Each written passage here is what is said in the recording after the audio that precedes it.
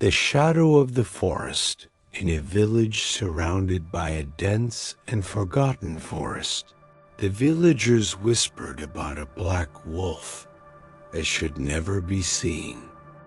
It left no tracks, only silhouettes in the mist. They said that those who met its glowing eyes never returned to tell the tale. Leonardo, a fearless hunter, did not believe in those stories. One night, he heard howls echoing through the trees and, without hesitation, grabbed his rifle and followed the sound. The forest seemed denser than usual, as if it wanted to trap him dead at the heart of the woods. He saw enormous footprints on the ground and felt the air turn cold. Suddenly, a shadow moved between the trees. The black wolf. Its eyes glowed like burning embers. And something was wrong. The creature seemed taller than it should be, its shape distorted by the darkness. When Leonardo aimed his weapon, his body froze. The wolf advanced slowly, and a rough voice filled the air. "You came for me, but now it's too late." The next day, the villagers found Leonardo's rifle lying on the ground next to the wolf's tracks. But Leonardo was never seen again. Since then, a black wolf continues to lurk, waiting for the next unsuspecting soul to cross its path. Leonardo vanished, but the village was never at peace. Every night, the black wolf's howl echoed through, the forest growing closer. The villagers began noticing footprints around their homes, deep marks, too large to belong to an ordinary wolf. Mateus. Leonardo's brother refused to accept the mystery. He swore he would find the wolf and uncover its secret. Armed with a torch and a blade, he entered the forest at nightfall. Unlike the others, Mateus followed an instinct that told him he should not hunt, but be hunted as he advanced through the dark woods. He felt something strange in the wind, the murmur, like whispers carried by the trees. "Why did you come?" The voice was deep, distorted, coming from every direction at once. His heart raced. Mateus raised his torch and saw glowing eyes in the darkness. But this time, there were not just two. There were many. Black wolves emerged from the shadows, surrounding him. They moved in an unnatural way, almost as if they were floating in the gloom. Mateus tried to run, but felt the ground vanish beneath his feet.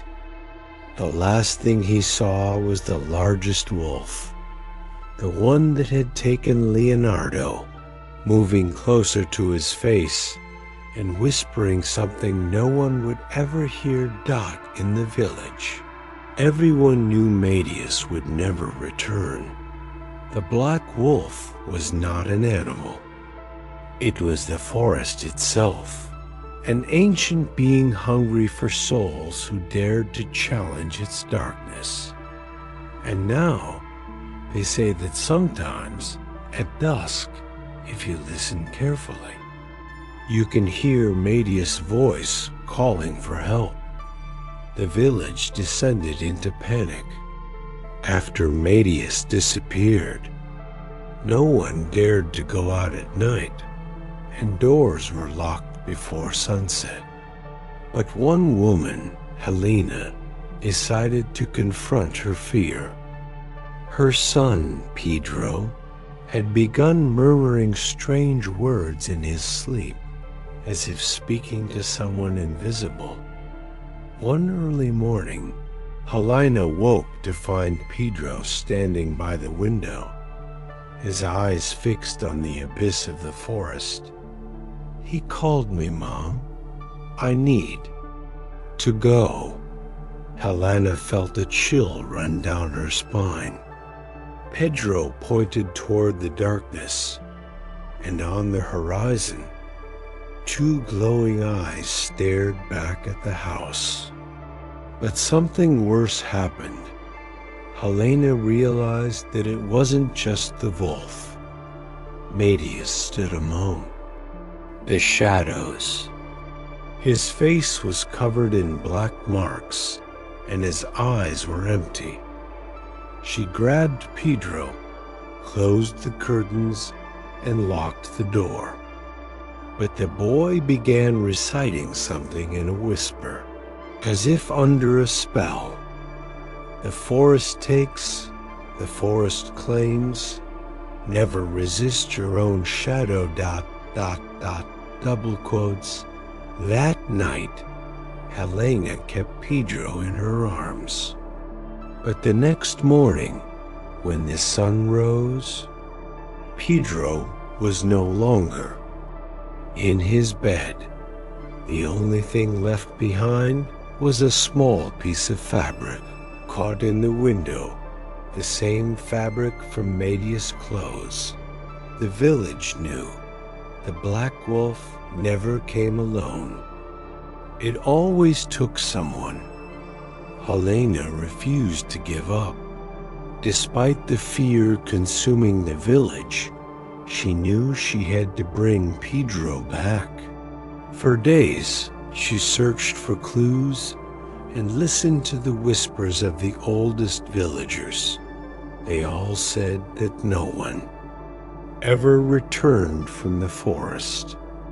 But Helena didn't believe that she knew something beyond the darkness controlled the Black Wolf.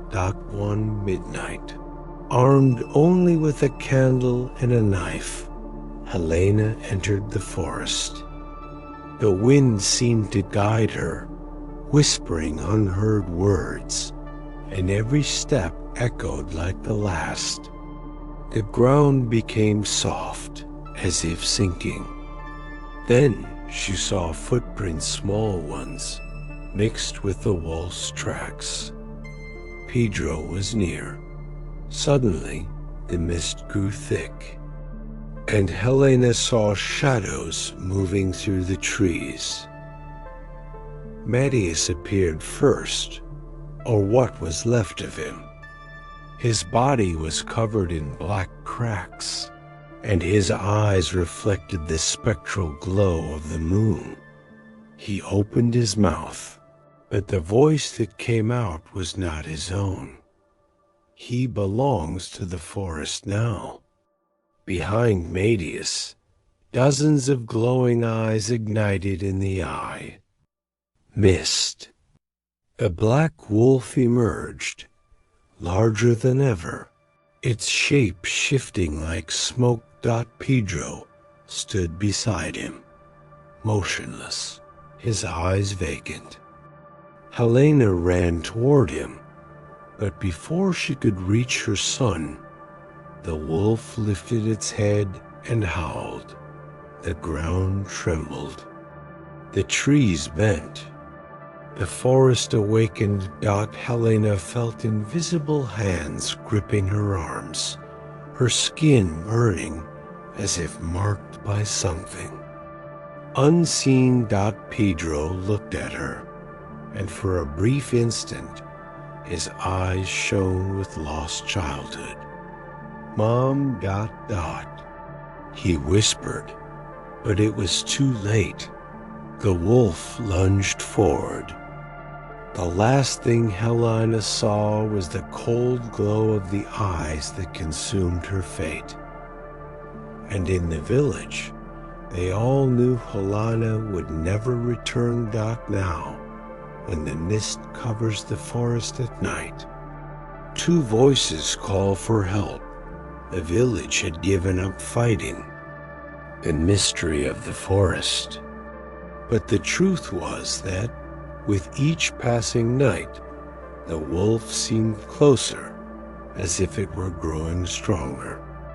Those few who dared venture outside before dawn spoke of something new. A third voice whispering in the mist.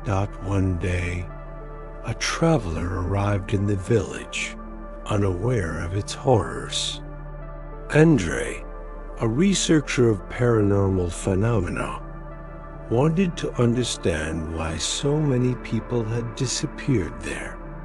The villagers begged him to leave, but André simply laughed and said, "Stories about wolves? Do you really believe in that?" That night, he walked to the edge of the forest, armed with a flashlight and a recorder. The wind was still. Nothing moved, and for a moment, André thought it was all just a myth, until he heard his own name. Indre. ... The voice was slow, whispering, something that seemed to rise from the ground itself. He swallowed hard and turned his flashlight in all directions, but saw nothing. The recorder in his hand began to crackle on its own. Then he stepped forward and felt something warm on the back of his neck like breath. The sound on the recording distorted, looping into a single phrase. "You arrived too late." At that moment, the forest moved. The trees shook, the earth became alive, and in the depths of the fog, eyes burned like fire. The black wolf emerged, and by its side, the shadows of Helena, Mateus, and Pedro watched André with lifeless eyes. André tried to run, but his flashlight went out. When he opened his mouth to scream, no sound came out. The next morning, the recorder was found at the village entrance, covered in deep claw marks. When the villagers played the audio, they heard only one final sound, André's own screams fading into the darkness. And since that day, there have been 4 voices in the mist. The village was doomed. Since André's disappearance, no one dared whisper the name of the forest. The doors were reinforced with wooden planks. Windows were covered before nightfall, and those few who still ventured outside felt the darkness creeping closer, not just at the horizon, but deep within their own souls. One night, the moon went dark. Yes, it vanished, swallowed by something invisible. The air became dense, and a distant scream shattered the silence of the village. But it was not just any scream. It was Helena's voice, calling for help. The oldest villager, Senor Augusto, knew it was a trap, but something inside him burned. He had lost his daughter to the curse decades ago, and in the depths of his soul, he knew he would never have peace unless he confronted whatever lurked within the forest. With a rosary in his hand and a flickering lantern, Augusto crossed the forbidden threshold and entered the woods. The mist embraced him like a living thing. The trees stood crooked, as if watching his every move. Footprints appeared in the damp earth, but they were not a wolf's. They were human. Some turned in the opposite direction, as if someone had been dragged underground. Then he heard it. "You came searching for your daughter." The voice came from behind him. Augusto turned and saw them. Mateus, Helena, Pedro, and André. Their faces were distorted by the shadows, eyes hollow and cold as death itself. But beside them, the black wolf stood taller than ever. It had no fixed shape, only the pulsing of darkness within its body, as if it was the forest itself. Augusto's heart pounded. He lifted his lantern, but the flame flickered and died. His rosary began breaking apart, bead by bead, as if an unseen force was destroying it. "Your daughter belongs to us now." It was the last thing Augusto heard before the void consumed him. The next morning, the village awoke to a new horror. There were now 5 voices whispering in the mist. And the moon never shone the same way again.